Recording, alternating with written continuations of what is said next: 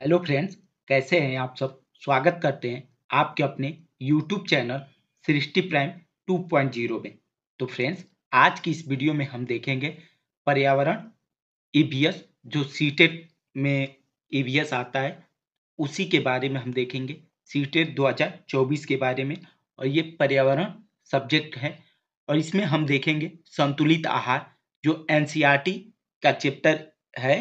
NCERT में जो एक चैप्टर संतुलित आहार है, उसी का निचोड़ के बारे में देखेंगे। उसमें से कुछ मेन पॉइंट निकाल के हम इस वीडियो में लेके आए हैं, जो एग्जाम के दृष्टि से बहुत महत्वपूर्ण वीडियो टॉपिक होता है, पॉइंट होता है। उन सभी पॉइंट और टॉपिक को इस वीडियो में हम समाहित किए हुए हैं। तो वीडियो को लास्ट तक देखिएगा। तो चलिए स्टार्ट करते हैं आज का ये वीडियो, जो सीटेट 2024 पर्यावरण से रिलेटेड है, और इसमें हम संतुलित आहार के बारे में देख रहे हैं। संतुलित आहार क्या है? तो संतुलित आहार सामान्यतः पूरे दिन में जो कुछ भी हम खाते हैं उसे आहार कहते हैं। हमारे शरीर की वृद्धि और अच्छे स्वास्थ्य को बनाए रखने के लिए हमारे आहार में वे सभी पोषक तत्व उचित मात्रा में होने चाहिए जिनकी आवश्यकता हमारे शरीर को है। कोई भी पोषक तत्व न आवश्यकता से अधिक हो और न ही कम। हमारे आहार में पोषक तत्व, विटामिन एवं खनिज के साथ पर्याप्त मात्रा में रुक्षांश तथा जल भी होनी चाहिए। इस प्रकार के आहार को संतुलित आहार कहते हैं। आगे देखते हैं।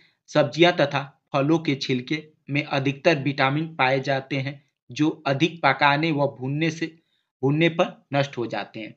तो हमको क्या करना चाहिए? सब्जियों के छिलके, कुछ छिलके को साथ में खाना चाहिए और कुछ को ज़्यादा पकाना नहीं चाहिए। नहीं तो क्या हो जाएगा, उसमें से विटामिन और मिनरल्स नष्ट हो जाएंगे।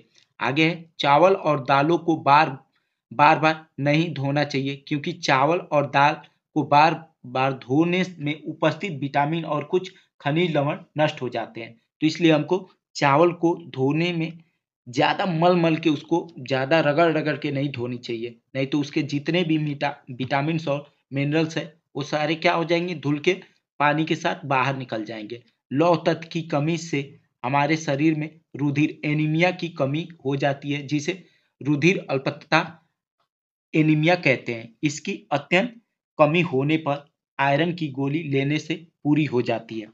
आगे है, कैल्शियम तथा फास्फोरस की कमी से दोषपूर्ण दांत विकसित होते हैं। क्या होते हैं? देखिए, कैल्शियम और फास्फोरस की कमी हो जाएगी ना, तो हमारे दांत क्या हो जाएंगे, टेढ़े मेढ़े हो जाएंगे और सड़ने लगेंगे। ठीक है, तो इसलिए हमको कैल्शियम और फास्फोरस की मात्रा हमेशा सामान्य मात्रा, अल्प मात्रा लेनी चाहिए।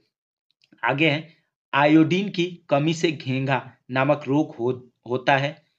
फ्लोरीन खनिज का समावेश दंत वल्य एनामेल का क्षरण रोकता है। क्या करता है? फ्लोरीन हमारे दांत के जो ऊपर का हिस्सा है उसको नष्ट होने से रोकता है। अब आइए देखते हैं कुपोषण एवं उनसे होने वाले रोग। आहार संतुलित होने के साथ साथ पर्याप्त भी होना चाहिए। अपर्याप्त भोजन अपर्याप्त पोषण का कारण बन सकता है। इससे उत्पन्न स्थिति को कुपोषण कहते हैं। बढ़ती जनसंख्या तथा गरीबी के कारण अधिकांश व्यक्ति कुपोषण के शिकार हैं। कुपोषण तथा प्रोटीन की कमी के कारण होता है। कार्बोहाइड्रेट की कमी से शरीर क्षीण हो जाता है। प्रोटीन की कमी से उत्पन्न स्थिति में शारीरिक वृद्धि रुक जाती है। मांसपेशियां कमजोर और ढीली पड़ जाती है। शरीर के भार में कमी हो जाती है और मनुष्य की मृत्यु भी हो सकती है। मेरेस्मस और क्वाइस्कोर कुपोषण जनित रोग है। क्योस्कोर यह रोग मुख्यतः प्रोटीन की कमी से होता है। इस रोग में बच्चे की शारीरिक वृद्धि रुक जाती है, भूख कम लगती है, शरीर में सूजन आ जाती है, हाथ पैर दुबले और पेट बाहर की ओर निकल जाते हैं। भारत में 1% बच्चे इस रोग से पीड़ित है। इस रोग से बचने के लिए रोगी बच्चे को नियमित रूप से उनके दैनिक आहार में प्रोटीन युक्त भोजन दिया जाना चाहिए। आगे है मेरेस्मस। यह प्रोटीन तथा कैलोरी दोनों की कमी से होती है। इस रोग में बच्चे की शारीरिक वृद्धि रुक जाती है। इस रोग से चेहरे दुर्बल तथा आंख धसी हुई दिखाई देती है। यह मुख्यतः 1 साल के बच्चे में होता है। भोजन परीक्षण परिरक्षण क्या होता है? भोजन परिरक्षण आप जानते हैं कि भोजन को अधिक दिन तक रखने पर खराब हो जाते हैं, अतः भोज्य पदार्थ को खराब होने से बचाने के लिए उसका परिरक्षण आवश्यक है। पके भोजन आसानी से जल्दी खराब हो जाते हैं, अतः इसको ताजा ही खा लेना चाहिए। यदि किन्हीं कारणों से भोजन को रखना पड़ता है तो उन्हें खराब होने से बचाने की आवश्यकता होती है। पके भोजन को जीवाणु जल्दी से खराब कर देते हैं, इसलिए उनको संरक्षित किया जाता है। आजकल फल सब्जियों को बचाने के लिए रेफ्रिजरेटर का प्रयोग किया जाता है। रेफ्रिजरेटर में तापमान कम होता है, इसलिए फल सब्जियां खराब नहीं होती हैं क्योंकि कीटाणु निष्क्रिय हो जाते हैं। अब है अगला स्टेलाइजेशन। स्टेलाइजेशन एक विधि है जिसके द्वारा खाद्य पदार्थों को सूक्ष्म जीवों से मुक्त किया जाता है। इससे खाद्य पदार्थ एक निश्चित समय तक खराब नहीं होते हैं।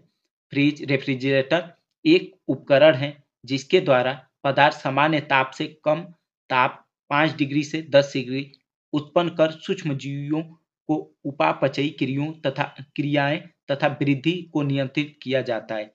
इसी फ्रीज का उपयोग फल सब्जियों तथा खाद्य एवं पेय पदार्थों को ठंडा करने के लिए किया जाता है। पाश्चुरीकरण लुई पाश्चर 1866 ने दूध के किण्वन को रोकने के लिए पाश्चुरीकरण विधि का पता लगाया। इस विधि में दूध को 145 डिग्री फ़ारेनहाइट या 62.8 डिग्री सेल्सियस पर लगभग 30 मिनट तक गर्म करते हैं या 161 डिग्री फ़ारेनहाइट या 71.7 डिग्री सेल्सियस तक 15 मिनट तक गर्म करते हैं। इस विधि से सभी हानिकारक या रोग कारक जीवाणु व विषाणु मर जाते हैं।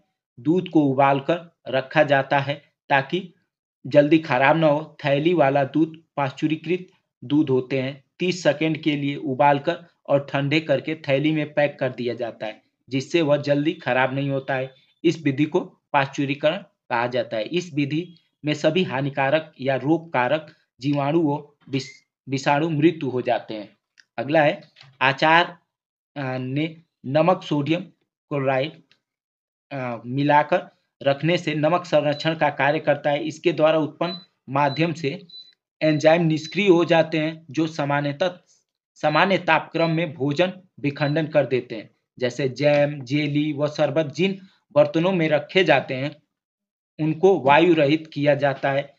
इसके लिए बर्तन को निश्चित समय के लिए पानी में खौलाया जाता है। उसके अतिरिक्त इन सामग्रियों में सोडियम मेटाबाई सल्फाइड और सोडियम बेंजोएट की निश्चित मात्रा मिलाई जाती है जो परिरक्षण का कार्य करता है। सॉस, चटनी, एसिटिक अम्ल परिरक्षण का कार्य करता है। खराब भोजन एवं दूषित जल से होने वाले रोग भोजन जीवाणुओं अथवा कवकों द्वारा खराब हो जाता है। खराब होने के स्थिति में भोजन विषैले, दूषित तथा हानिकारक हो जाता है और पाचन क्रिया ठीक से नहीं हो पाती है और इससे विभिन्न प्रकार के रोग होने का संभावना रहती है। जीवाणु हमारे भोजन के साथ शरीर में प्रविष्ट होकर तरह तरह के रोग उत्पन्न करते हैं। ऐसे भोजन खाने में कभी कभी मृत्यु हो जाती है। क्या हो जाता है? वो खाना विषैला हो जाता है। जिसमें विषाणु होते हैं वो क्या कर देते हैं? खाना को विषैले कर देते हैं। इस कारण क्या हो जाता है? सामान्य मनुष्य की मृत्यु हो जाती है। इन जीवाणुओं द्वारा उत्पन्न रोग मुख्यतः हैजा, टीबी, निमोनिया, टाइफाइड, डिप्थीरिया, आंसोस और सुजाक, पीलिया रोग, कुकुर खांसी, कोढ़ तथा टेटनस आदि। कवक द्वारा हमारे भोजन, मुरब्बे, अचार, रोटी, फल, अनाज खराब हो जाते हैं। राइजोपस, म्यूकस और एस्पलाइजर्स और पेंसिलियम आदि कवक हमारे भोजन को खराब करते हैं और शरीर में प्रवेश करके रोग उत्पन्न करते हैं। और कवक द्वारा उत्पन्न रोग मुख्यतः दांत है। खराब भोजन के अलावा दूषित जल का प्रयोग भी भिन्न भिन्न प्रकार के रोग उत्पन्न करते हैं, जैसे हैजा, टाइफाइड तथा पीलिया दूषित जल के से होने वाले प्रमुख रोग हैं। कुछ रोग परजीवी जनित होते हैं, जैसे मलेरिया, जू इसको मलेरिया को क्या कहा जाता है? जूड़ी बुखार, फाइलेरिया, पीलफांव, पांव और पेचिस। अतिसार रोग मुख्यतः है मलेरिया रोगाणु क्लाइमोडियम नामक प्रोटोजोआ। इस रोगाणु को मच्छर मादा एनोफिलीज एक मनुष्य से दूसरे मनुष्य तक रक्त चूसते समय पहुंचाते हैं।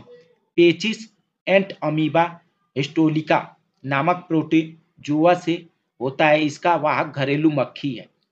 मलेरिया के उपचार के लिए सिनकोना का छाल का प्रयोग किया जाता है। मच्छर से फैलने वाला रोग मलेरिया, चिकनगुनिया, मस्तिष्क ज्वर, डेंगू आदि है। मक्खी से फैलने वाले रोग हैजा, पेचिस, डायरिया है। और दूषित जल और भोजन से होने वाला रोग पीलिया, आंत ज्वर और हैजा है।